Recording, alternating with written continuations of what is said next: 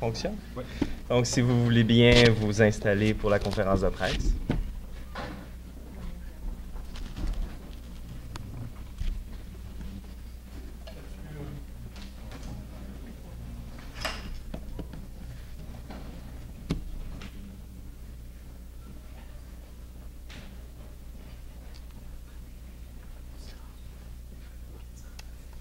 Donc, bonjour tout le monde et merci de votre présence. Mon nom est Michael Dubé, je suis adjoint à la direction générale ainsi que coordonnateur des colloques conférences. Si on est ici aujourd'hui, c'est pour faire le point sur le colloque L'Acadie dans tous ses défis qui est organisé par l'Université de Moncton, campus d'Edmundston. Donc, ça me fait très plaisir de vous avoir avec nous aujourd'hui. J'aimerais aussi souligner la présence de M. Jacques-Paul Couturier, le vice-recteur du campus d'Edmundston de l'Université de Moncton, M. Émilien Nadeau, le président du Congrès mondial acadien 2014, les membres du conseil d'administration et des comités régionaux du CMA, entre autres M. Normand Thériault, et les membres du comité organisateur du colloque L'Acadie dans tous ses défis, dont Nicole Land, Julien Massicotte. Et voilà, donc sans plus tarder, j'inviterai M. Émilien Nadeau à venir prendre la parole sur l'importance du volet colloque-conférence pendant le Congrès mondial acadien de 2014.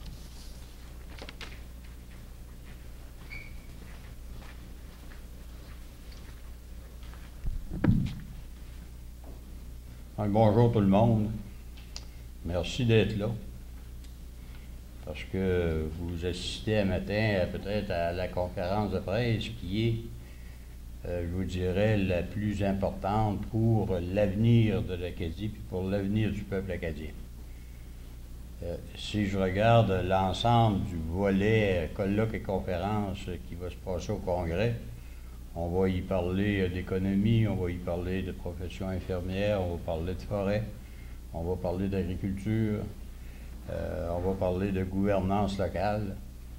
Mais le colloque qu'on veut parler ce matin, c'est à mon sens pour le peuple acadien, je vous dirais, le plus important. C'est le plus important et c'est peut-être ce colloque-là aussi, qui est l'activité la plus importante du Congrès si on parle d'avenir et si on parle aussi de présent. Depuis plusieurs années, et avec tout ce qui s'est vécu, le peuple acadien, moi je vous dirais que c'est un peuple jeune. Vous savez, 400, 500 ans, c'est très jeune. Dans la vie d'un individu, c'est long, mais pour un peuple, c'est très jeune. Et avec tout ce qui a été vécu, je pense que le peuple acadien est en constante évolution et en constante recherche à la fois d'autonomie, à la fois d'être présent dans le monde, d'être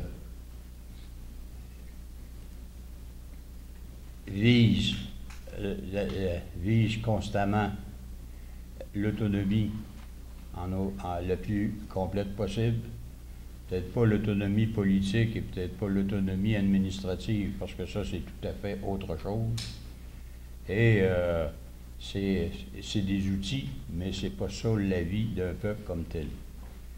Et la réflexion qui va être engagée lors du colloque, dont je remercie d'ailleurs les gens de l'Université de Moncton de faire cette réflexion-là, se doit, à mon avis, d'amener le peuple acadien actuel à rêver son présent et à aussi rêver son avenir. Il va aussi servir à aller chercher les forces vives du milieu acadien comme tel, de façon plus particulière les jeunes, et en travaillant aussi avec les gens un petit peu plus âgés. Je ne suis pas un spécialiste de l'Acadie, et vous le savez, je ne prétends pas l'être. Par contre, quand je regarde ça de l'extérieur, on s'est basé souvent sur l'histoire des Acadiens, qu'est-ce qui s'est passé, le grand dérangement, la généalogie, etc. Ça, à mon sens, ça fait un bout de temps.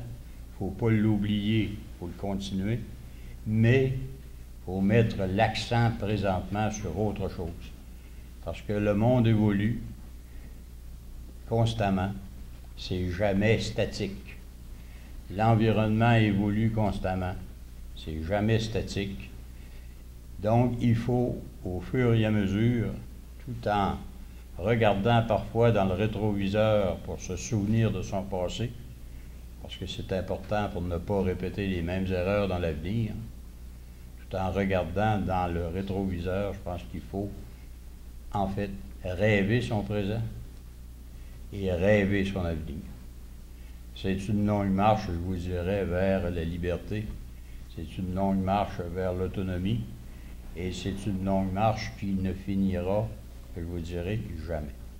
Mais vous êtes... mais c'est un moment fort du Congrès cette année.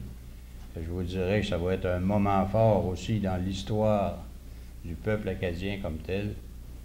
Et non seulement il faut amener les gens à rêver l'Acadie d'aujourd'hui et celle de demain, mais il faut les amener aussi à commencer à vivre leurs rêves, à vivre leurs rêves aujourd'hui et à vivre leurs rêves demain. Et pour ça, gardez avec vous les gens plus âgés, ceux qui ont l'expérience, mais aller chercher les jeunes, c'est aussi l'avenir de l'Acadie. Et je vous dirais que les vieux sont aussi l'avenir de l'Acadie. Les deux le sont. Mais ceux qui vont le rêver plus longtemps et qui vont le rêver après nous, c'est les jeunes d'aujourd'hui. Donc, je pense qu'il ne faut pas les négliger, puis il faut surtout les écouter. Il faut surtout écouter ce qu'ils vivent et essayer de se diriger vers ça, tout en ayant peut-être un petit peu plus d'expérience et tout en étant un peu des mentors, tout en étant ceux qui, de temps en temps, parce que vous savez, en toute chose, il y a, je ne sais pas ce qu'on dit ça en français, là, en tout cas, il y a un timing. On ne peut pas aller trop vite, mais il ne faut pas aller trop lentement. Donc, il y a un genre de timing pour toute chose. D'ailleurs, c'est un de mes mentors en politique qui m'avait déjà dit ça. J'avais 21, 22 ans à l'époque. Et j'avais fait un discours extraordinaire à Desjolies sur l'avenir de Desjolies, puis comment je voyais ça, etc. Et le maire du temps, en sortant, m'avait dit tout ce que tu as dit, il dit, je suis d'accord avec toi.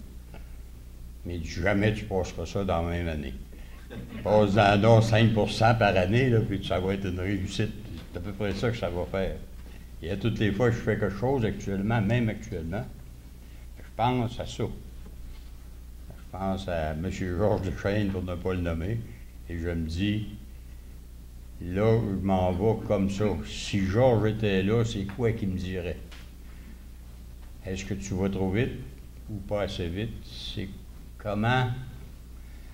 Et humblement, je vais vous dire qu'à chaque fois que je n'ai pas écouté ce que je pensais qu'il me dirait, c'est rare que je ne me suis pas rentré à le mur un peu, puis que j'ai pris un peu de recul pour être obligé de me reprendre.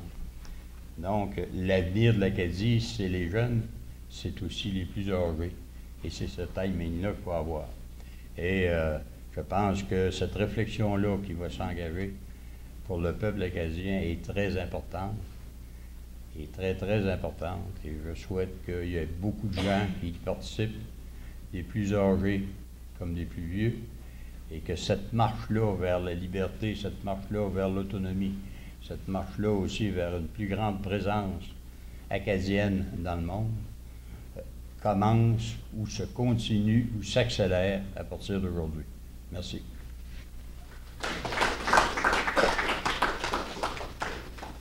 Merci beaucoup, M. Nadeau, pour votre allocution. Maintenant, j'aimerais inviter M. Jacques-Paul Couturier, le vice-recteur de l'Université de Moncton du campus d'Edmundston, à venir nous dévoiler la programmation du colloque L'Acadie dans tous ses défis. Et comme M. Nadeau l'a souligné, l'Université de Moncton est vraiment très importante dans le développement de cette conférence-là, colloque-là. Merci beaucoup, Michael.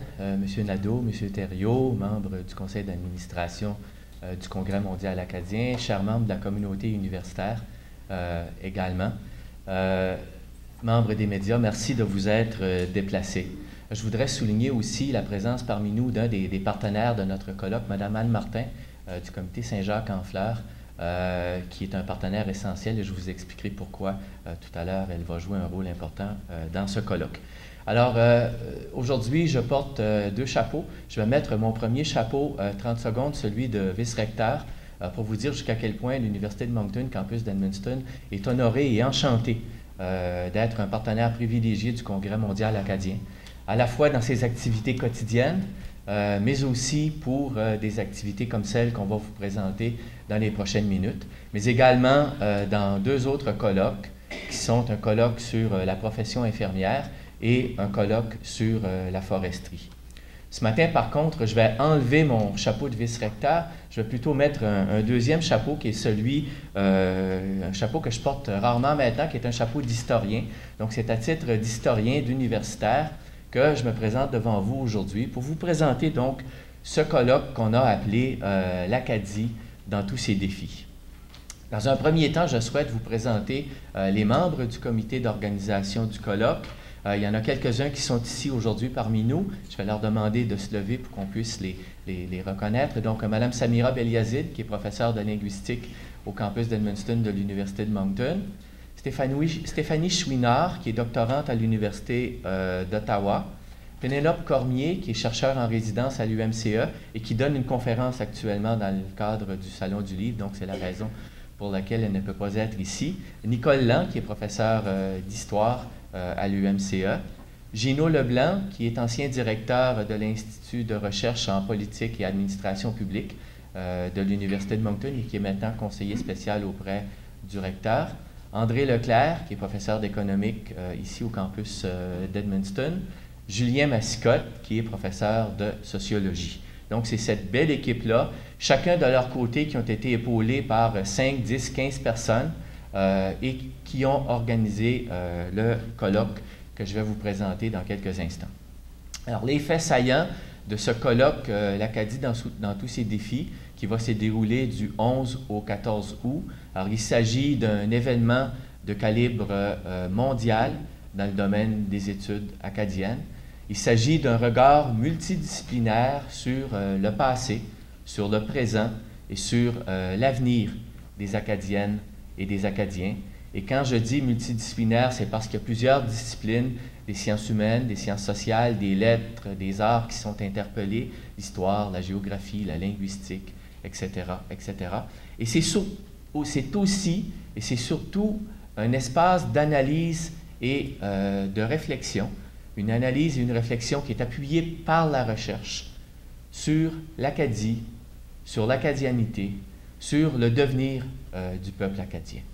Et vous allez voir dans quelques instants comment on compte y arriver.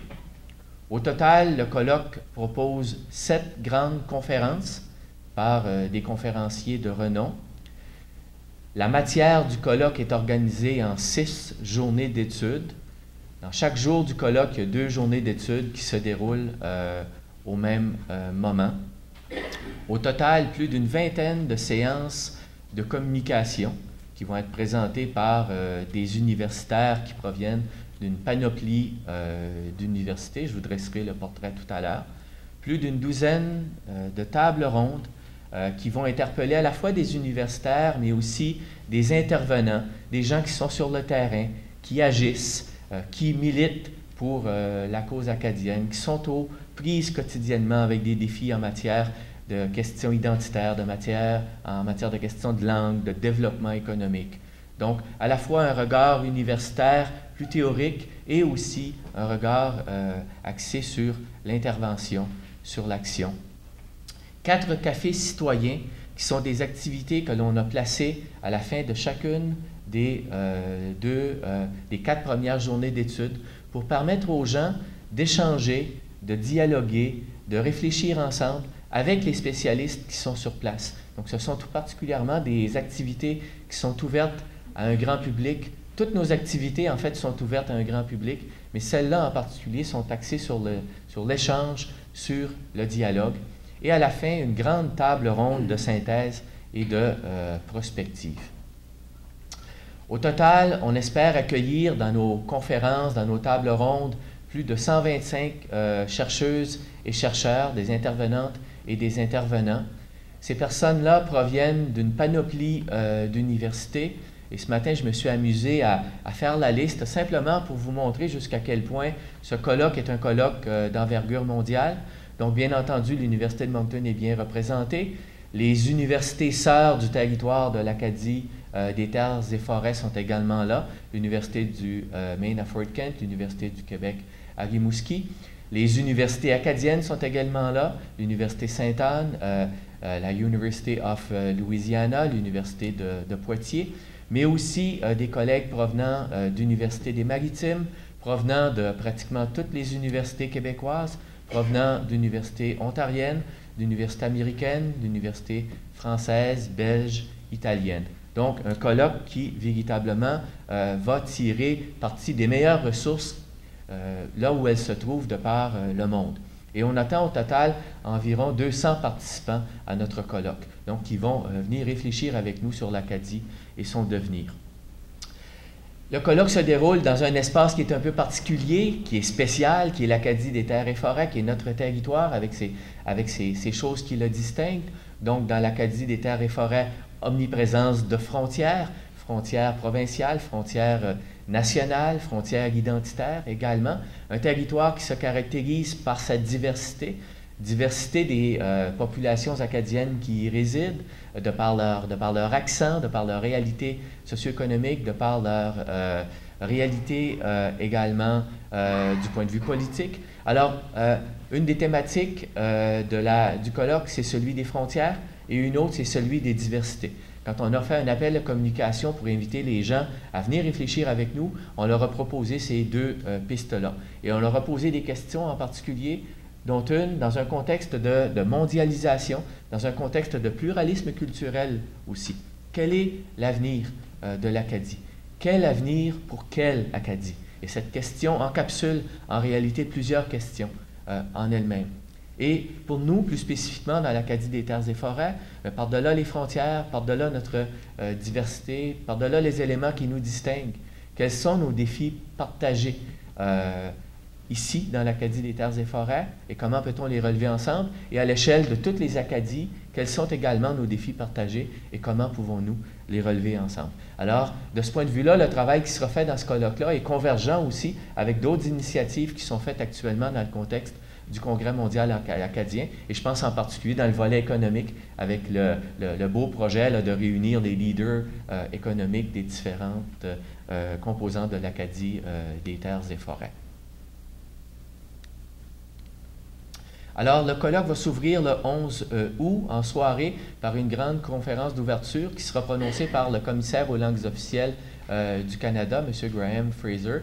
M. Fraser qui est un journaliste de profession, mais qui occupe le poste de commissaire aux langues officielles depuis plusieurs années. Et la conférence d'ouverture de M. Fraser va s'intituler « À qui appartient l'Acadie de demain ?»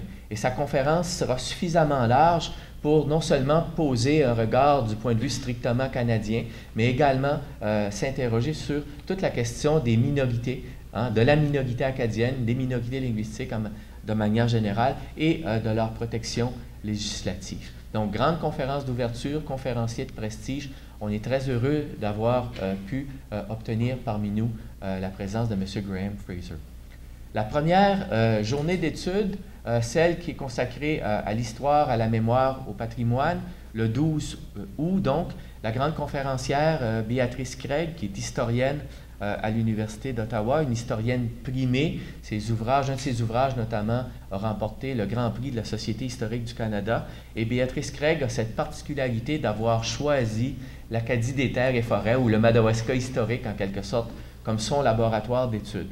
Donc, une historienne de renom, mais qui nous a choisi comme territoire d'études. Et sa grande conférence va s'intituler « Le Madawaska entre marché et région frontalière au 19e siècle », entre parenthèses, ou quand les Américains nous laissaient tranquilles. Donc, c'est une conférence qui promet, qui va susciter beaucoup d'interrogations et qui va marquer, en fait, qui va mettre la table pour des travaux qui vont porter sur toutes sortes de questions.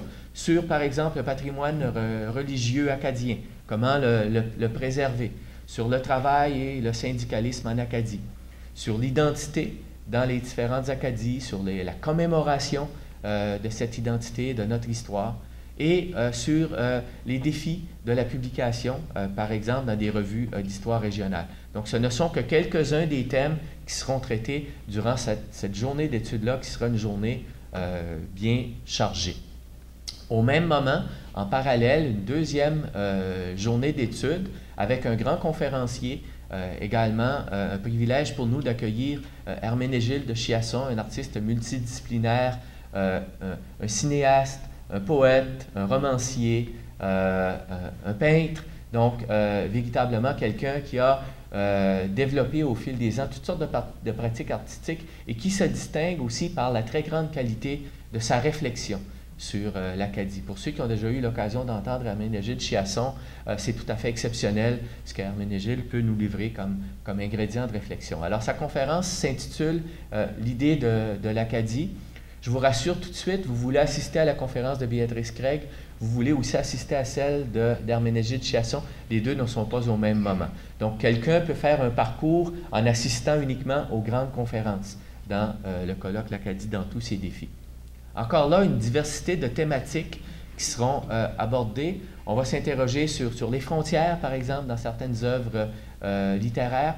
On va débattre du défi de la critique en Acadie.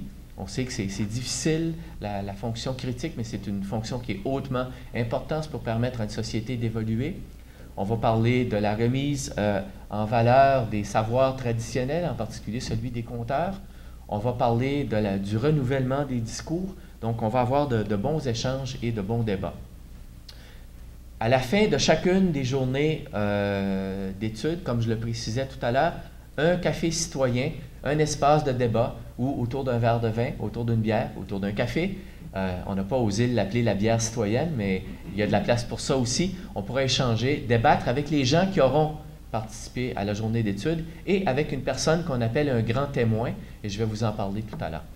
Le lendemain, 13 août, développement territorial et communautaire, une grande conférence, un géographe qui est aussi président de l'Université de Poitiers, qui est une sommité en le domaine et qui a l'intérêt d'allier à la fois la réflexion théorique et l'action. Il est aussi maire d'une commune en France, à moins qu'il ait perdu ses toutes récentes élections, mais en tout cas, il l'était encore avant dimanche dernier, et sa conférence va porter sur le développement local, donc développement local, du développement local au développement territorial mondialisé, de nouveaux défis. Donc, une conférence tout à fait passionnante.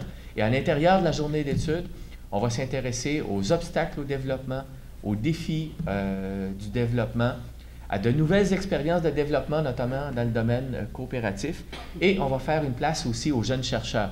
Et c'est une chose qui revient dans toutes nos journées d'études, en réalité. On a voulu laisser une bonne place aux jeunes chercheurs.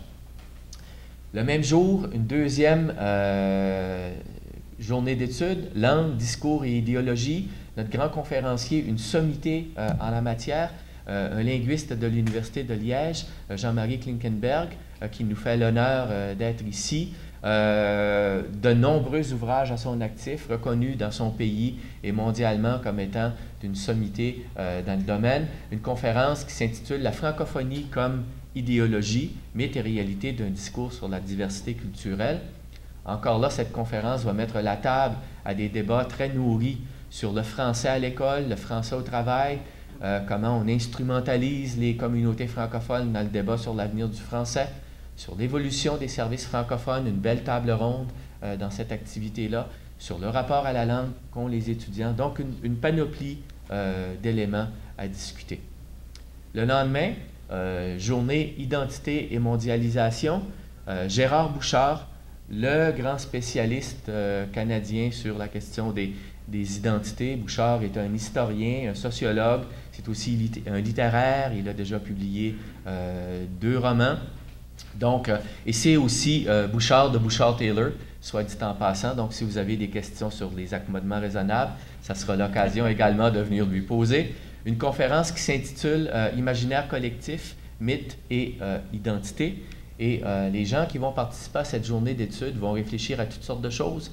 Comment définir et envisager l'Acadie dans un contexte de globalisation? Comment définir l'avenir dans l'Acadie d'aujourd'hui? Quels sont les enjeux dans l'Acadie contemporaine? Et aussi un débat autour d'un livre qui est important, un livre du sociologue Joseph-Yvon Thériault, qui s'intitule « Autour d'Évangéline ». Dernière composante, journée d'études, gouvernance politique et associative. Encore une fois, un sociologue de renom, Joseph-Yvon Thériault, qui est originaire de Caraquette, qui est passé par l'Université d'Ottawa, qui est aujourd'hui l'Université du Québec à Montréal, qu'on entend souvent à la radio, chroniqueur dans une émission du samedi en particulier. Joseph-Yvon Thériault va nous livrer une conférence qui s'intitule « Autonomie et ou gouvernance en Acadie du 21e siècle ». Et dans cette journée, encore une fois, un menu très chargé. Qu'est-ce que c'est que le pouvoir, ses liens avec le système électoral et la représentation acadienne? On voit que c'est d'actualité dans l'Acadie nouvelle de ce matin, par exemple, au Nouveau-Brunswick. La Société de l'Acadie du Nouveau-Brunswick va devant les tribunaux pour contester la refonte de la carte électorale. Les savoirs de la gouvernance communautaire. Encore une fois, la vision des jeunes chercheurs qui est très importante pour nous. Des débats autour de la représentation acadienne. Donc, une journée bien fournie. À la toute fin, à la fin de ces 3 jours-là, on vous propose un cocktail vraiment passionnant où on va organiser une grande table ronde de clôture avec une série d'individus qu'on appelle des grands témoins. Donc, ce seront des gens qui auront assisté à toutes les conférences, qui auront pris des notes, qui auront réfléchi, qui auront échangé avec les gens et qui, à la fin, vont venir nous livrer le fruit de leur réflexion. Donc, ça sera comme l'équivalent d'un grand gala de la pensée, hein? Une foire aux idées. On peut utiliser toutes sortes d'expressions pour décrire ce qui va se passer là, mais ça risque d'être un moment très intéressant et très stimulant, animé par quelqu'un qui est capable, justement, de brasser des idées. J'ai failli dire de foirer intellectuellement, mais je ne le dirai pas. Quelqu'un qui est capable de se promener entre la littérature, l'histoire, la sociologie et la vie quotidienne. Maurice Basque, qui est conseiller scientifique à l'Institut d'études acadiennes et qui va piloter des discussions avec David Lonergan, qu'on connaît bien, qui a été chroniqueur durant longtemps à l'Acadie nouvelle. Anne Gilbert, qui est géographe à l'Université d'Ottawa et directrice d'un centre de recherche. Martin Paquette de l'Université Laval, qui est titulaire d'une chaire de recherche. Joël Béliveau, qui est professeur d'histoire à l'Université Laurentienne. Richard Saillant, qui est directeur de l'Institut de recherche en politique publique et administration publique à l'Université de Moncton. Et du côté de la langue, Samira, je ne sais pas si on a la confirmation. Okay, on est encore en train de travailler, mais on a 2 possibilités assez exceptionnelles du côté de la langue également. Donc, des grands témoins assez exceptionnels qui auraient tous pu être aussi des grands conférenciers. Alors, je termine en vous disant qu'est-ce qu'on attend de ce colloque-là. On espère dynamiser les études acadiennes, à la fois à l'Université de Moncton, mais partout ailleurs, à l'Université du Maine à Fort Kent, à Rimouski, dans tous nos réseaux. On espère avoir de ceci un nouvel éclairage sur l'Acadie, sur les Acadiennes et les Acadiens, sur les grands enjeux auxquels ils sont confrontés. Et je ne reprendrai pas les propos de M. Nadeau en introduction, mais je souscris à sa vision, à ses propos. On a besoin du regard des chercheurs et des chercheuses pour nous amener plus loin comme société, comme peuple. Et éventuellement aussi un meilleur réseautage des gens qui font de la recherche en études acadiennes par la mise en place d'une association d'études acadiennes.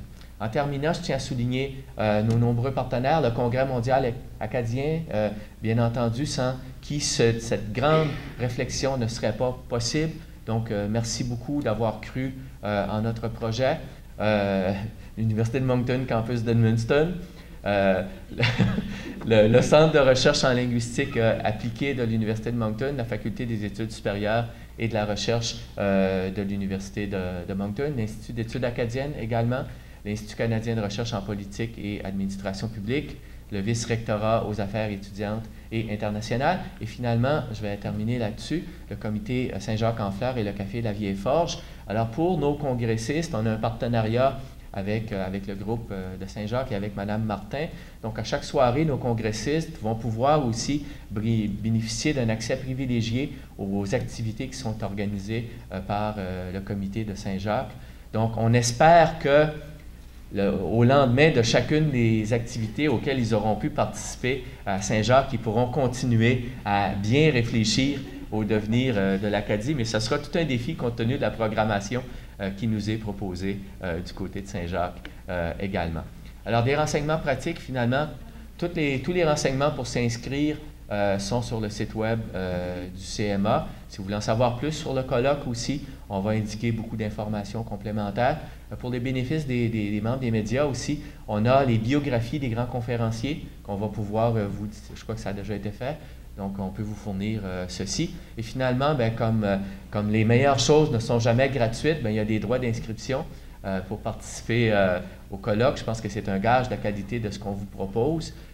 Et donc, une personne peut venir pour une journée assister au colloque. Le prix d'inscription régulier est 75 $. Ça inclut donc un repas, des pauses café, etc.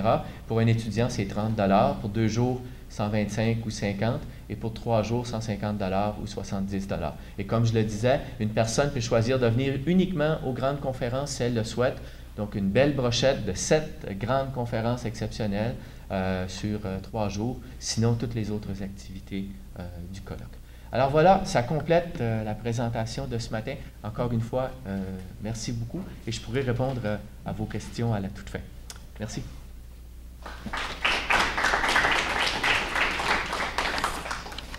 Merci beaucoup, M. Couturier, pour ces précisions qui démontrent véritablement que ce colloque en est un de qualité internationale.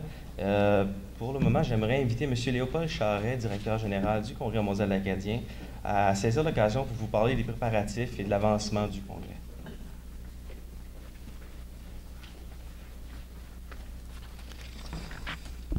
Merci, Michael. Et puis, je ne sais pas si ça se dit dans ce contexte ici, là, mais c'est wow! Moi, je suis vraiment, en fait, je voudrais pouvoir participer. Je ne sais pas si je pourrais, mais en tout cas, il y aura sûrement... Il y a des frais d'inscription. Il y a des...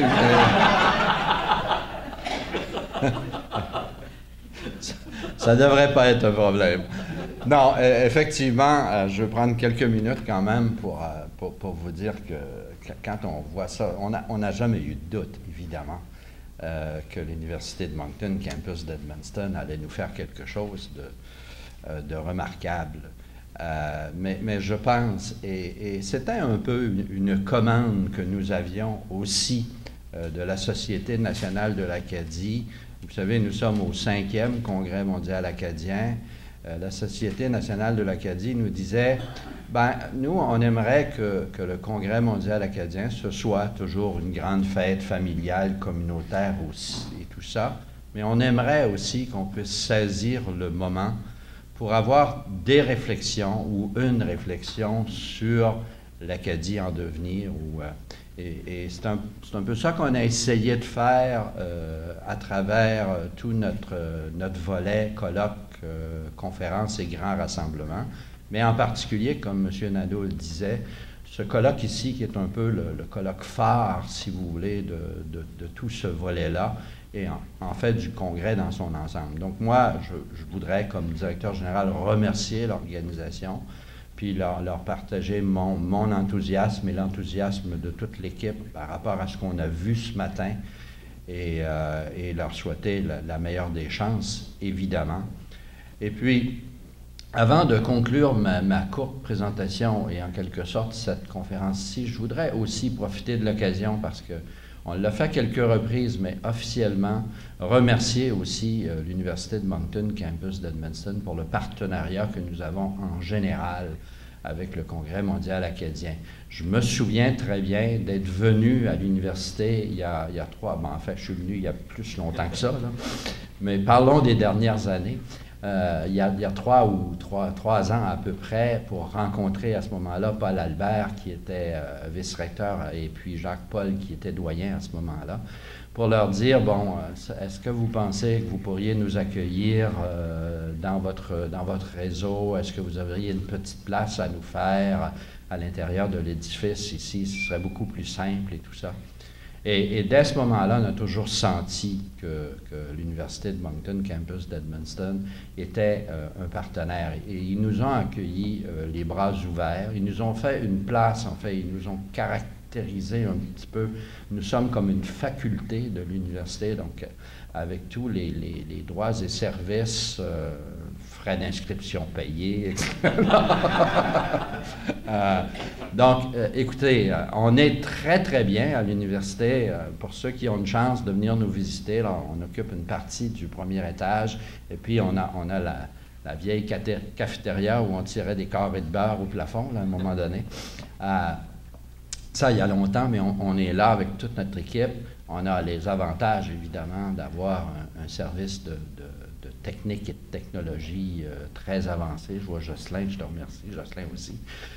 Donc, tout ça, plus ce partenariat-là où l'université a embarqué dans 3 colloques. Donc, moi, je tiens à vous dire un énorme merci. Je pense qu'une grande partie du succès entrevu dans ce congrès-là vous sera dû à un moment donné.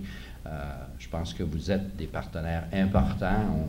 Vous le voyez quand on fait défiler nos partenaires, mais je pense que si on comptait tout ça, je pense qu'on pourrait vous mettre à un niveau très élevé de partenariat et on vous en remercie énormément. Quant aux quelques mots que Michael voulait que je dise par rapport aux préparatifs, ben, je pense que vous constatez là, ce matin que les préparatifs vont bon train et qu'on va avoir un congrès mondial acadien vraiment exemplaire et très, très apprécié de tous. Là-dessus, je vous dis un énorme merci et je vous convie effectivement à vous inscrire dès maintenant à ce congrès-là. Merci.